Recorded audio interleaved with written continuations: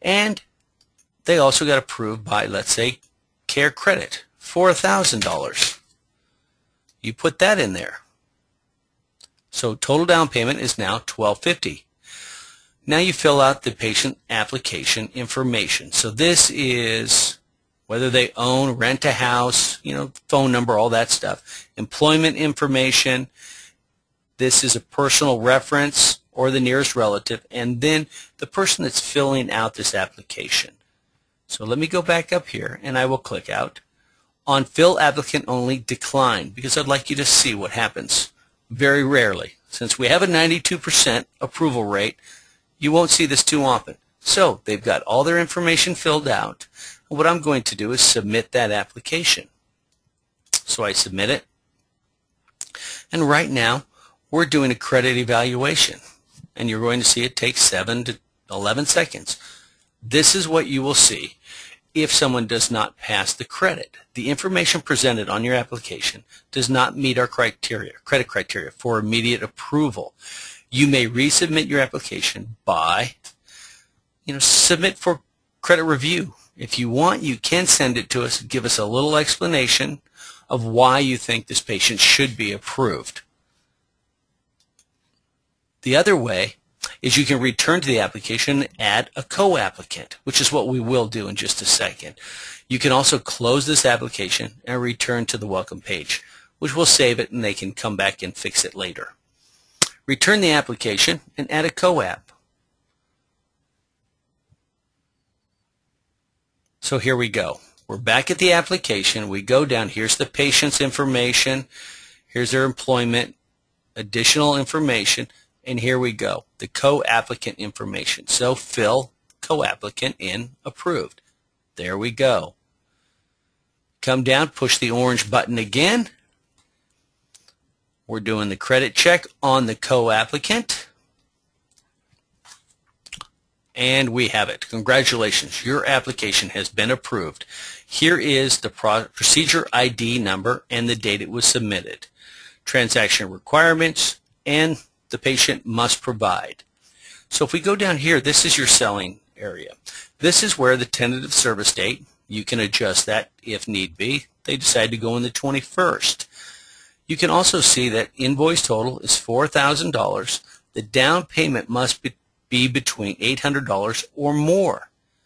So we've got $800 down here.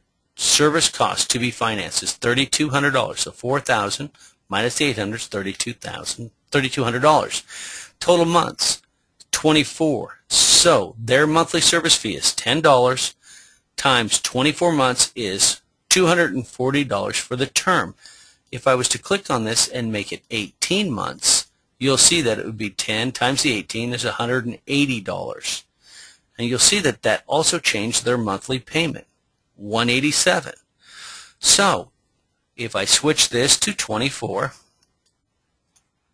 months, now it's recalculated. Their monthly payment is $143.33. But if they tell you, guess what? I want to put more money down. You hit recalculate, and it's automatically done for you. So now they only have $101.67. That is their monthly payment. So I can save and close this application and come back to it, or I can go to the next step, which is set up the payment. So I click on that, and here we go. We are now at their primary account, where they're going to enter in their banking institute. And right here, you're going to put in the routing number. So here's the routing number. Let's just simply put that number in. Account number, which is right here, makes it real easy for you. You don't have to guess about the numbers. The first payment due date. Click on that, and you talk to the patient, and you ask, do you get paid on the first? And if you do, is it direct deposit or is it a live check? So if it's direct deposit, then you can take payment on the second. Here's your credit card. You want to try to get the credit card. This is your backup payment schedule. So if we get this as a backup, it really helps us follow up on any bank accounts or anything that we have. So really try to get a backup secondary credit card. Click on the orange to continue and finalize the docs. So I can finish and go to my reports, which is right here. I can finish, start a new application. Realize I'm almost done. So here, view the patient-client agreement. Click on that, and it opens up a PDF for me. Now on this PDF, it's going to have the patient's information. It's going to have all the places that they need to sign highlighted in yellow. It's going to have the cost of service right here spelled out. So the total cost, $1,000, the servicing fee, $240, total amount owed, $1,240. That was the last one. So if you see, it's $2,200 servicing fee, $240, total amount owed, $2,440. Their name's all filled in, their address is. You just follow it down and you'll see, as of this date, you fill in the date, initial, everywhere that's highlighted in yellow. You'll see it makes it very, very simple, very, very easy. You just keep going down. Everything is done. Just fill in the yellows. And here's a checkoff list and confirmation sheet. So as long as you check them off, you'll see you'll never have any problems. Insert a copy of voided check and a copy of the driver's license. So let's go ahead and close out of that. But now I'm going to go back to My Transactions. On My Transactions, what you want to look for here is I can apply a filter real quick, and I can just take these and I can lift it up there if I wanted to and do a little filter. So it's by last name. Oops, I stepped out of there. I'm sorry.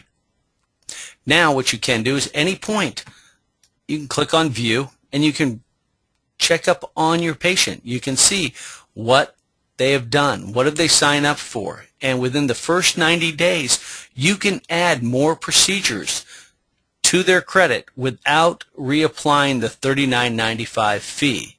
You can also go down here to view the agreement, and that will actually open up the PDF that will show you their contract and everything that they signed. So at My Transactions, again, you have everything listed.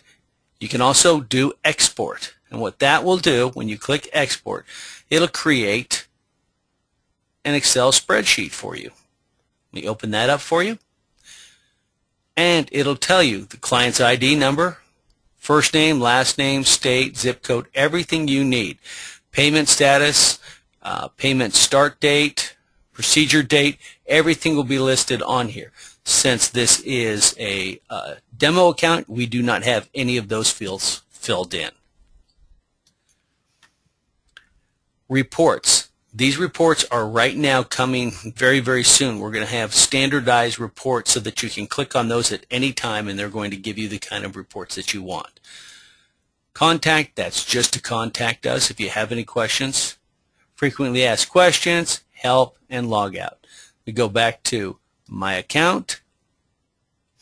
So we've gone through the whole process now. You want to go in, verify your account, set your program outline, services. Write down a list of the services, get their cost in there. This is very important that you do this as soon as possible. The other thing you might want to do is go to RevenueCure.com and go to Financing Strategies and then click on the Training section. You click on the Training section, we will have a couple of training videos for you to go through at any time. So if you add staff or if you just wanted to retrain yourself, you can always click on this video and then the other video that we're going to have. Okay? Thank you very much and have a great day, and thank you for coming on board with Healthcare Finance Direct. It's great to have you.